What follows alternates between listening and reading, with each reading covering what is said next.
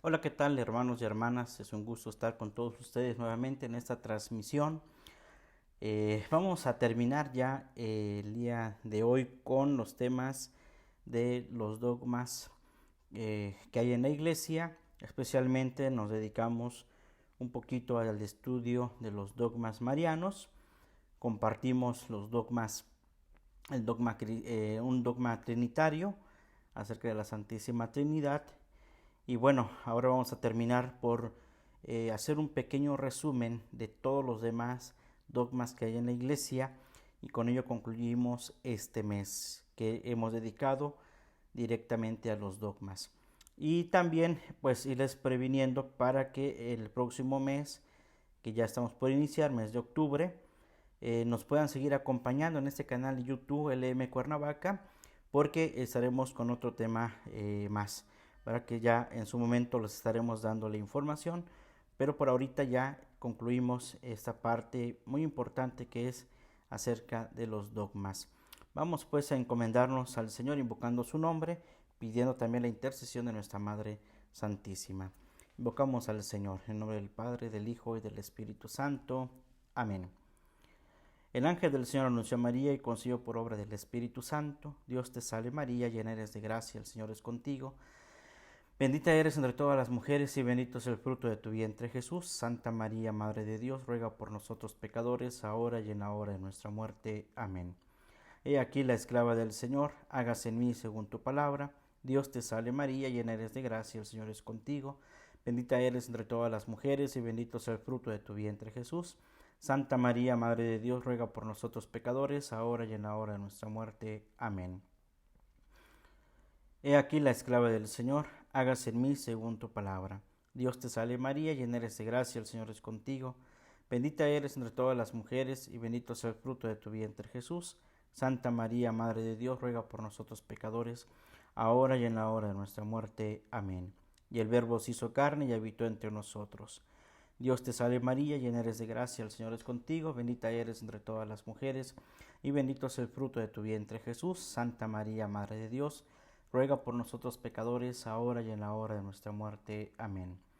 Ruega por nosotros, Santa Madre de Dios, para que seamos dignos de alcanzar las promesas de nuestro Señor Jesucristo. Amén. Oremos. Te suplicamos, Señor, que derrames tu gracia en nuestras almas, para que los que por anuncio del ángel hemos conocido la encarnación de tu Hijo Jesucristo, por su pasión y cruz, seamos llevados a la gloria de su resurrección. Por el mismo Jesucristo, nuestro Señor. Amén. En el nombre del Padre, del Hijo y del Espíritu Santo. Amén.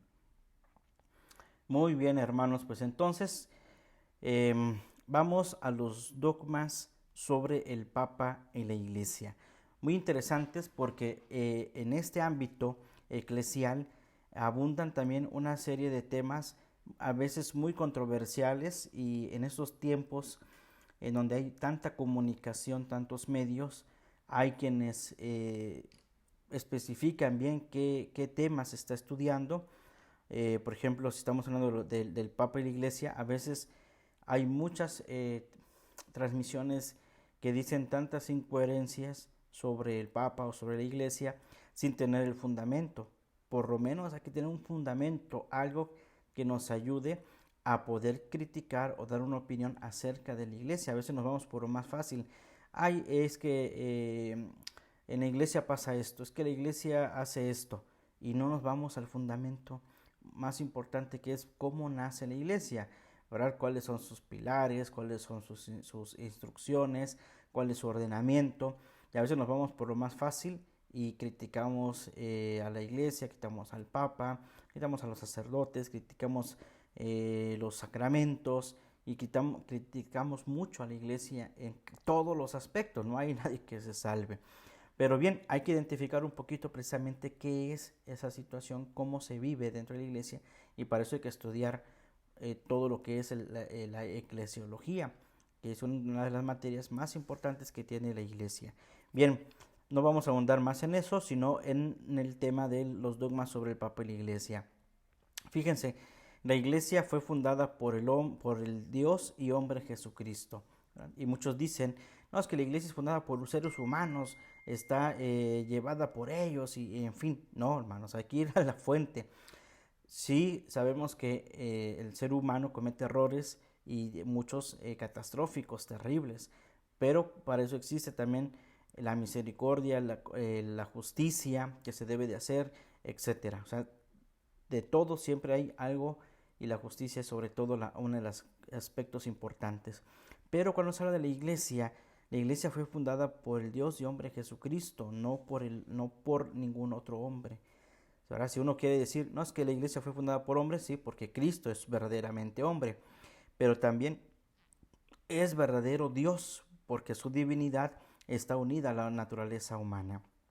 Por lo tanto, la iglesia fue fundada por el Dios y hombre Jesucristo, y Cristo fundó la iglesia que él estableció y él mismo estableció los fundamentos sustanciales de la misma, no tocante a doctrina, culto y constitución. Ya esto del culto, la constitución y la doctrina, básicamente ya la iglesia la reflexiona desde el aspecto bíblico y desde el aspecto moral, pastoral, litúrgico, social y todo lo que hoy ya sabemos. Pero para eso hay que también entrarle al estudio de lo que la iglesia tiene, ¿verdad? Como fundamento su código de derecho canónico, su compendio de la fe católica y entre otras cosas que tenemos que estudiar: la doctrina social de la iglesia, la moral de la iglesia, la pastoral de la iglesia, en fin, tantas cosas que tenemos que estudiar. Pero bien, la iglesia es fundada por Jesús, ¿verdad? Verdaderamente Dios, verdaderamente hombre.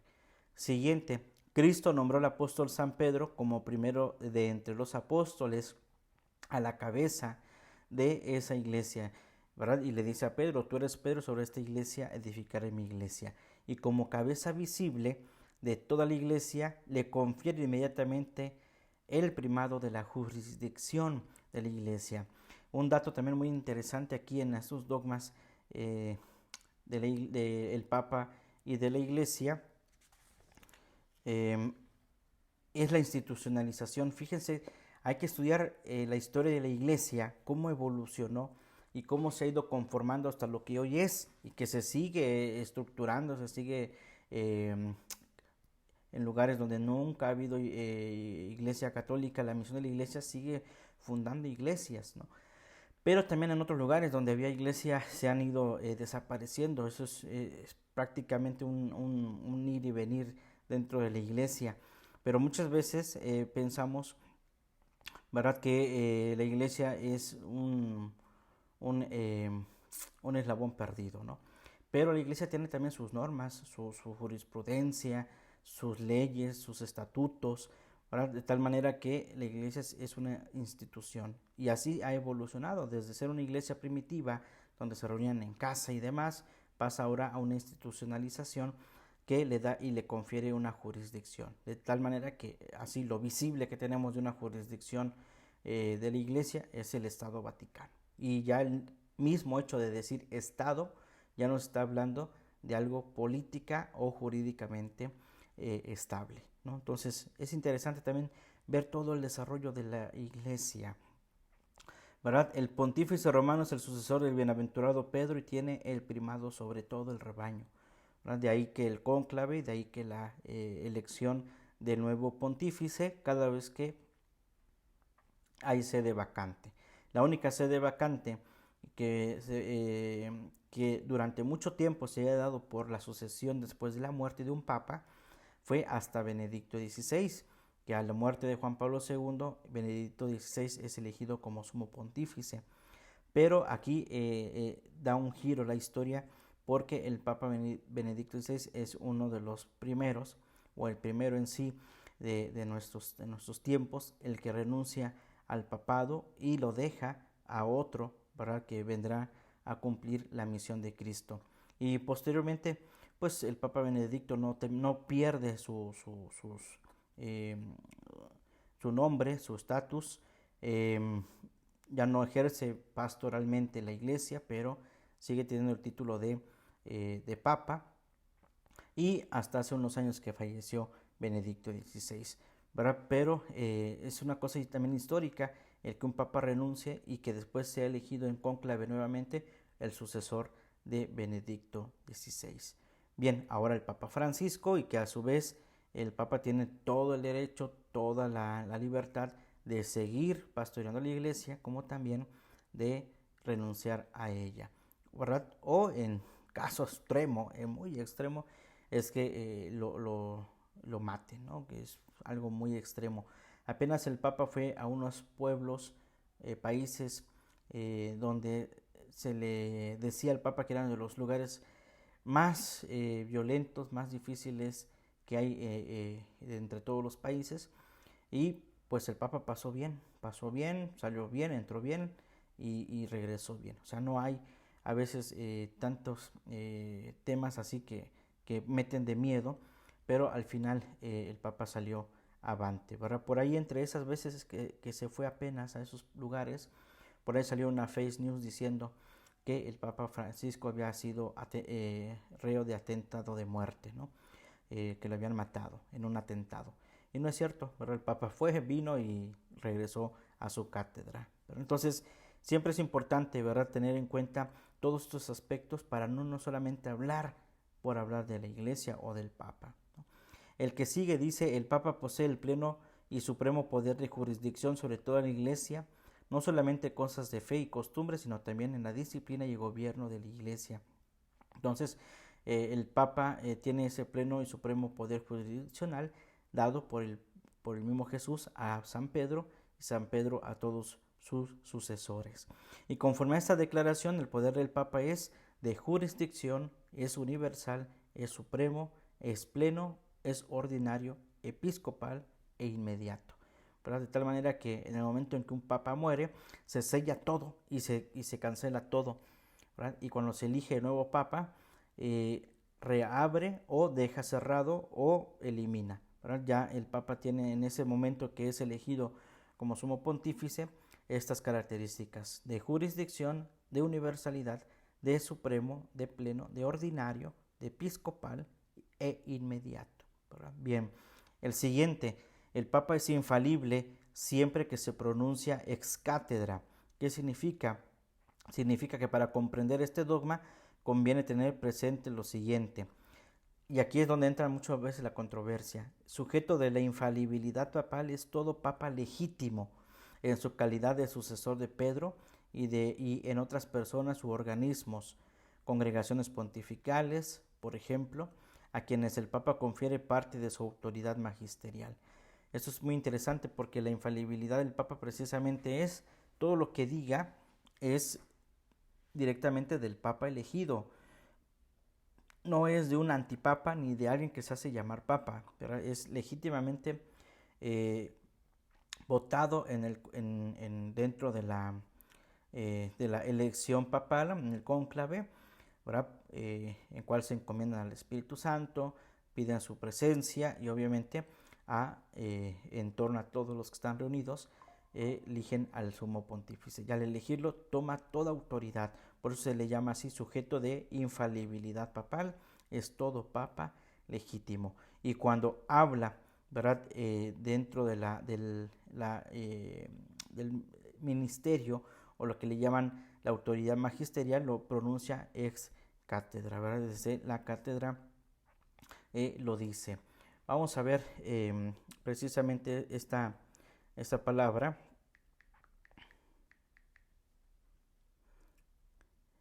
La expresión ex cátedra o ex cátedra es un acto de expresión latina que se usa para referirse al acto de al acto de expresar algo con la autoridad que corresponde a su cargo, como juez, como profesor, teniendo una sede, una silla, una cátedra, ¿verdad? Es decir, desde el asiento o desde el inmueble, ¿verdad? Hablar en ex cátedra significa expresarse en tono magisterial y muy solemne, decisivo, y se usa para ponderar la autoridad con la que alguien está afirmando algo, ¿verdad? Entonces afirma con autoridad. Entonces muchos de los documentos de los papas pues tienen esa parte precisamente de hablarse como con toda autoridad, ¿verdad? Bien, y hay muchísimos documentos que ustedes pueden encontrar ahí en la página del Vaticano o en alguna o así en el Google, por ahí van a aparecer los documentos papales que siempre se pronuncian ex cátedra. Bien, ¿Qué otras cosas tiene este dogma? Tiene el objeto de la infalibilidad, son las verdades de fe y costumbres reveladas o en íntima conexión con la revelación divina. La condición de la infalibilidad es que el Papa pronuncie el dogma ex cátedra y solo cuando se pronuncia ex cátedra. Por ejemplo, los dogmas marianos son pronunciados ex cátedra, ¿verdad? Que hable precisamente él, el Papa, como pastor de todos los fieles, haciendo uso de su suprema autoridad, que tenga la intención de definir alguna doctrina de fe o costumbre para que sea creída por todos los fieles. Las encíclicas pontificales no son definiciones ex cátedra, mas tampoco pueden estar en contradicción con el magisterio ordinario universal. Fíjense que ahí también hay un dato muy curioso, porque lo que se dice ex cátedra es conforme a las verdades de fe y a las costumbres en esa conexión con la revelación divina.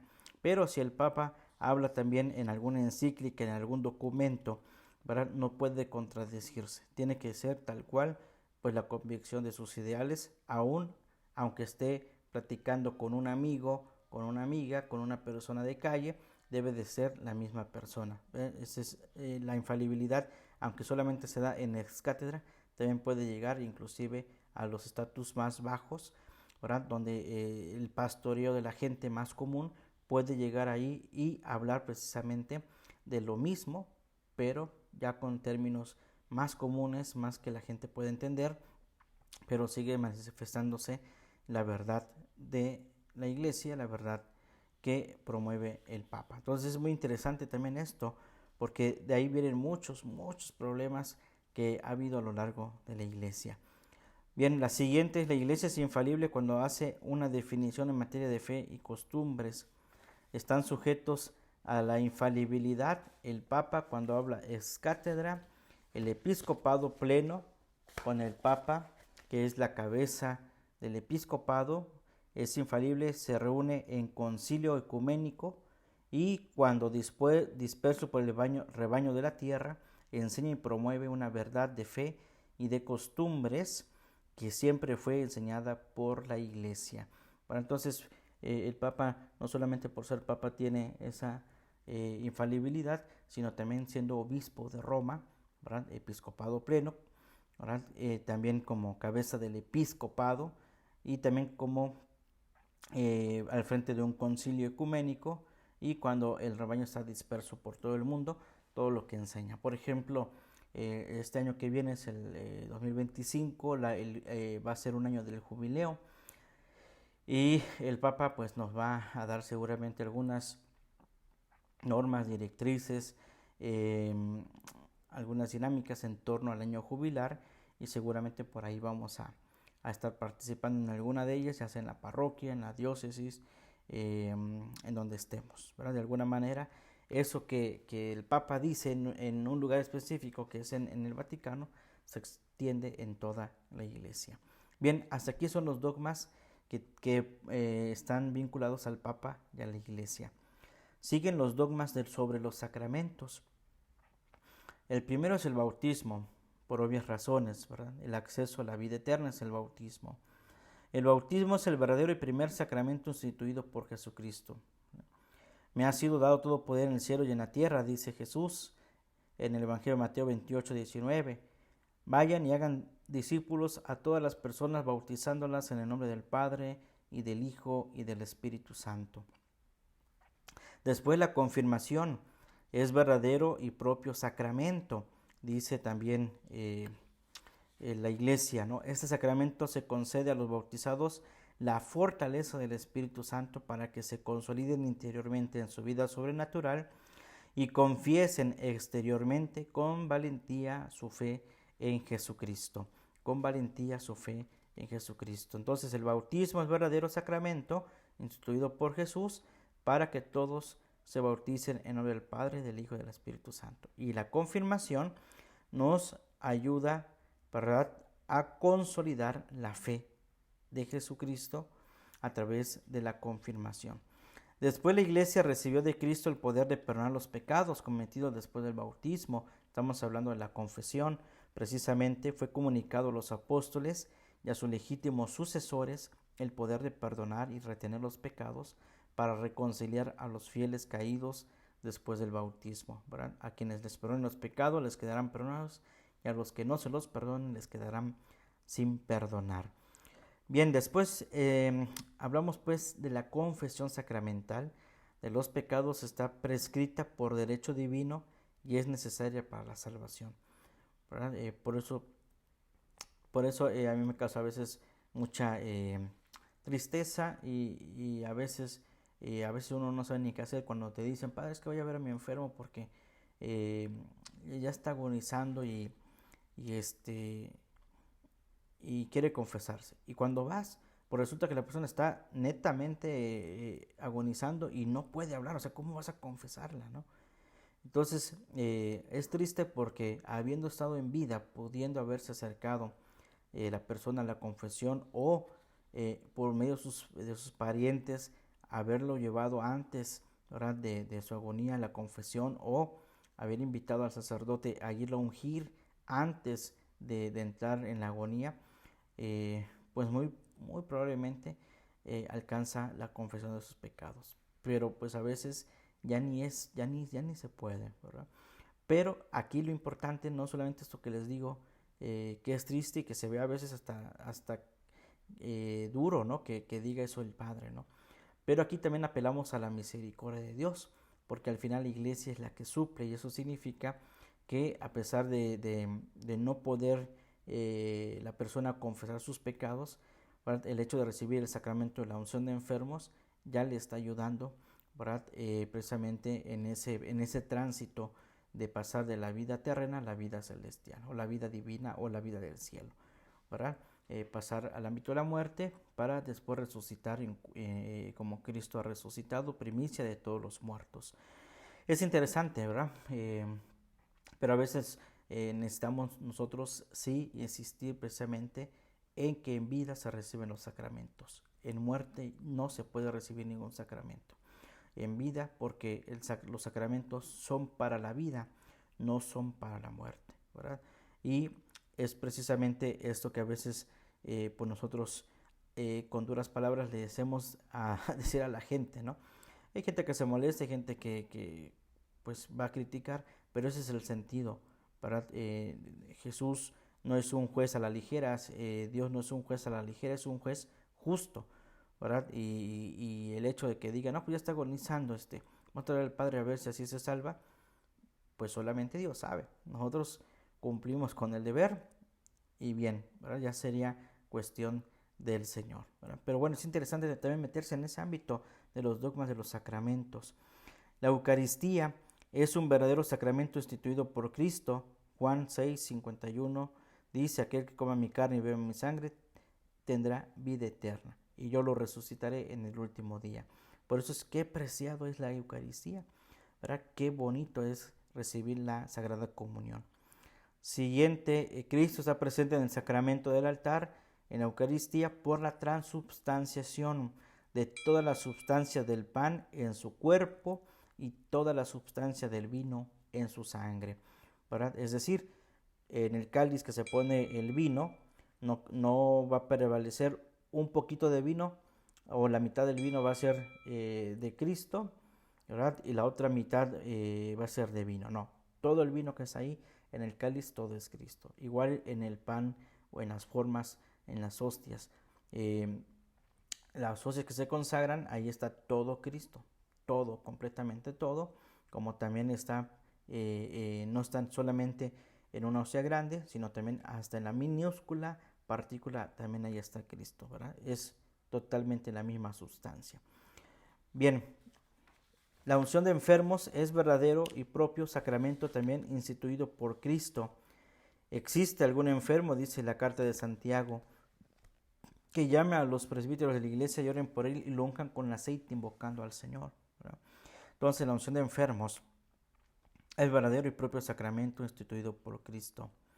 También el orden sagrado. El orden sagrado es verdadero y propio sacramento instituido por Cristo, ¿verdad? Existe una jerarquía instituida por ordenación divina que consta de obispos, presbíteros y diáconos.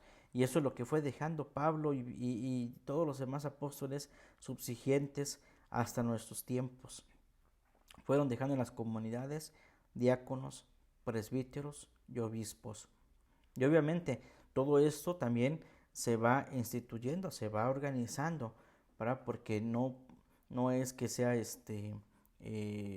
por ocurrencia mía o por decir una ocurrencia divina, que pues voy a dejar a este señor ahí de presbítero en ese lugar. No, pues ahora todo tiene un ordenamiento, ¿verdad? De tal manera que todo ese orden pues nos lleva precisamente a llevar una formación dentro de un seminario, de prepararnos para en el apostolado, en una parroquia, para poder llegar así a servir dentro del orden de los sacerdotes, ¿verdad? Instituidos por Cristo para el servicio del pueblo de Dios.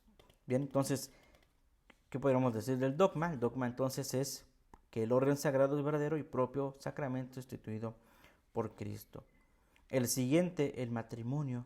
El matrimonio es verdadero y propio sacramento también, porque Cristo restauró el matrimonio instituido y bendijo por Dios, haciendo que recobrase su primitivo ideal de la unidad e indisolubilidad y elevándolo a la dignidad de sacramento. Entonces, Cristo restaura el matrimonio instituido por Dios, lo restaura con su pasión, muerte y resurrección y lo eleva, ¿verdad? De ahí que el mismo Jesús lo dice, ¿verdad? El que se case con el que se junte con una divorciada comete adulterio y así sucesivamente. Jesús también habla de esos aspectos morales y de la dignidad del matrimonio, ¿verdad? Entonces es muy importante tener en cuenta estos dogmas sobre la iglesia y sobre los sacramentos. Y los dogmas, los últimos dogmas, se refieren a los dogmas de la muerte, o más bien los dogmas sobre las últimas cosas, que se refiere el primero de ellos a la muerte y su origen. La muerte en el actual orden de salvación es consecuencia primitiva del pecado. ¿Cuál es la consecuencia? ¿De dónde viene esto de consecuencia primitiva del pecado? De Adán y Eva. De ahí viene. De tal manera que la muerte va pasando porque en el mismo paraíso se le dice, ¿verdad? Cuando comen de la fruta prohibida o del árbol prohibido, Dios les dice pues a Adán y Eva que pues han de morir, ¿verdad? Van a morir y van a tener hijos, ¿verdad? Y que al final vendrá el Salvador del mundo, ¿verdad? De tal manera que pues se hace presente precisamente esas palabras de Cristo, ¿verdad?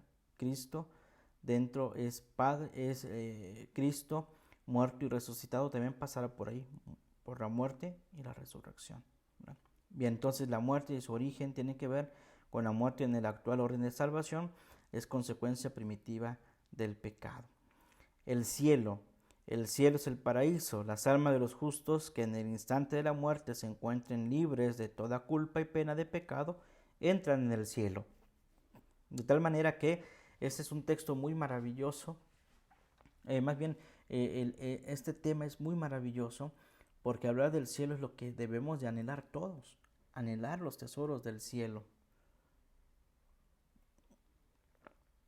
Y ese anhelar el tesoro del cielo pues nos lleva precisamente a ir haciendo las cosas bien aquí en la tierra para alcanzar plenamente el cielo, porque el cielo, dice, es donde las almas de los justos que en el instante de la muerte se encuentran libres de toda culpa y pena de pecado, entran en el cielo, ¿verdad? Si tenemos por ahí algo, pasaremos por el purgatorio, ¿verdad? Y si no, nos iremos directamente al infierno. Y precisamente el siguiente dogma es el infierno, ¿verdad? El infierno es una posibilidad debido a nuestra libertad, ¿verdad? El infierno es una posibilidad debido a nuestra libertad, porque Dios nos da a elegir la vida eterna o la muerte eterna. Dios nos hizo libres para amarlo o para rechazarlo. Si en el cielo puede ser representado como un gran matiz donde todos viven en plena comunión entre sí y con Dios, el infierno puede ser visto como soledad, división y ausencia del amor que genera y mantiene la vida. Se debe resaltar que la voluntad de Dios es la vida y no la muerte de quien quiera que sea. Jesús vino para salvar y no para condenar. Jesús vino para salvar y no condenar. Y de hecho, la máxima es que todos los hombres se salven y lleguen al conocimiento de la verdad. Es imposible, pero ese es un ideal de Jesús y es un ideal de Dios. Pero sabemos que Dios nos ha hecho libres para amarlo o para rechazarlo, ¿sí? En el límite, Dios no condena a nadie al infierno, a nadie, ¿verdad? Es nuestra opción fundamental, la vida o la muerte, el cielo o el infierno.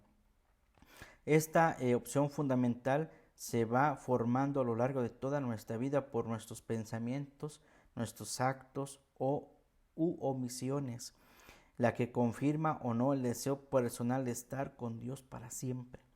De cualquier forma, no se debe usar el infierno para convencer a las personas de creer en Dios o vivir en la fe, porque hay algunas iglesias muy fanáticas que introducen el miedo el miedo al infierno, ¿verdad?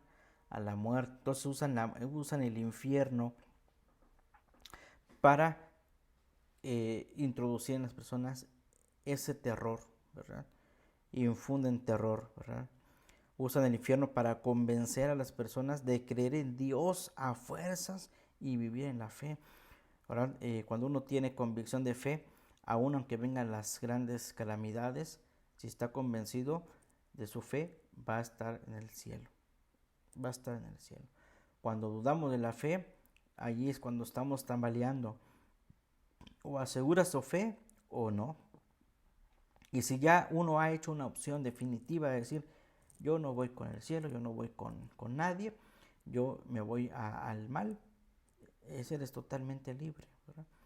Lo que sí toca es que nosotros persuadamos nuestro corazón, ¿verdad? Con nuestros actos, nuestras palabras, nuestros gestos, para alcanzar el cielo y así también tal vez salvar a alguno otro que por nuestras acciones, nuestras palabras, nuestras obras digan pues vale la pena entregarse a Dios, ¿verdad? Pero bueno, ya queda en cada uno de nosotros. De igual forma, no se debe usar el infierno para convencer a las personas entonces de creer en Dios o vivir la fe. Eso favorecía la creación de una religiosidad infantil. Eso favorece la creación de una religiosidad infantil y puramente exterior. Se debe privilegiar el amor y no el temor. Solo el amor mueve los corazones y nos hace adorar a Dios y amar al prójimo en espíritu y en verdad, ¿verdad? Eso nos ayuda, ¿verdad? El privilegio de amar, ¿verdad? Con todo el corazón, con todas tus fuerzas, con toda tu mente, con todo, ¿verdad? Amar al Señor, ¿verdad? El siguiente, después de la muerte, el cielo y el infierno, es el purgatorio, ¿verdad? El purgatorio es el lugar donde las almas de los justos que en el instante de la muerte están cargadas de pecados veniales o por penas temporales debidas al pecado, van al purgatorio. El purgatorio es un estado de purificación. Yo lo he dicho en algunas ocasiones así, hasta en son de broma, ¿no? Es decir, por lo menos que alcancemos a llegar al purgatorio, hagamos el esfuerzo por alcanzar el purgatorio, ¿verdad? Por lo menos. Pero lo más importante es anhelar los tesoros del cielo, es ir pasar directamente de aquí en cuanto muramos, pasar directamente al cielo. Y muchos han pasado de esa manera, muchos. Y otros están en el purgatorio, exactamente en ese estado de purificación, para poder alcanzar después la gloria del cielo, ¿verdad? Ahora sí, como podríamos decir muy coloquialmente, estando en el purgatorio ya no hay otro lugar a donde ir. Directamente no puedes irte al infierno y no puedes irte al infierno, pero sí puedes irte directamente al cielo. O sea, de ahí no vas a ir a otro lugar más que al cielo. Primero purificar tus pecados para poder acceder al cielo. Lo que sí puede suceder es que te quedes mucho tiempo ahí por tus pecados veniales o por alguna pena temporal debido al pecado que has cometido, pero pues estás ahí, ¿verdad? Purificándote, y con la oración de todos los fieles, la oración de la iglesia, la oración de algunos de tus familiares, puedas también ir progresando hasta llegar al cielo, ¿verdad? Eso es muy importante, ¿verdad? Pero de ahí no vas a otro lugar, de ahí no te vas a quedar para irte al infierno, ¿no? Pues no tiene sentido entonces, ¿no? Bien, el siguiente dogma es sobre el fin del mundo y la segunda venida de Cristo, ¿verdad? En el fin del mundo, ¿verdad? Cristo, rodeado de majestad, vendrá de nuevo para juzgar a los hombres, ¿verdad? El fin del mundo, que a veces nos los presentan tan catastrófico, pero no es más, ¿verdad? Que ver a Cristo rodeado de su majestad y que vendrá de nuevo para juzgar a vivos y muertos, y su reino no tendrá fin. Y eso mismo lo creemos todos, ¿verdad? Por lo menos los católicos lo creemos de esa manera y lo rezamos públicamente en el credo, ¿verdad? Y de nuevo vendrá con gloria para juzgar a vivos y muertos y su reino no tendrá fin. Qué maravilloso es esto, ¿verdad? Poder ver a Cristo rodeado de su majestad. El siguiente es la resurrección de los muertos en el último día, que eso es lo que creemos. Los que creen en Jesús y comen de su cuerpo y beben de su sangre, Él les promete la resurrección. ¿Sí? Por eso es importante la comunión, comulgar su cuerpo, beber su sangre, para tener vida eterna, para que el mundo tenga vida eterna y tengamos vida en abundancia. Por eso, qué importante es, ¿verdad?, creer en la resurrección de los muertos. Si no creemos en la resurrección, hermanos, no tiene sentido nuestra fe. ¿Sí? Podríamos ser muy buenos católicos, muy buenas personas, pero si no tenemos la convicción de la resurrección, no vamos entonces a ir a ningún otro lado, ¿verdad? Entonces eso es muy importante, la resurrección, creer en Él. Y el juicio universal. El juicio universal tiene que ver con Cristo después de su regreso, juzgará a todos los hombres. Mateo 25, 31, 34 y Hechos 17, 31. ¿Verdad? En cuanto Cristo venga, ¿verdad? En este juicio universal, porque hay un juicio particular que es el juicio en donde nosotros somos juzgados en el momento de nuestra muerte, pero también seremos juzgados al final de los tiempos. Por eso decimos, juzgará a vivos y muertos. O sea, los que hayamos muerto, ¿verdad?, antes del juicio universal, ya habremos sido juzgados. Pero los que están vivos serán juzgados en ese momento en el que Cristo haga aparecerse y resurgir nuevamente glorioso y victorioso, ¿verdad?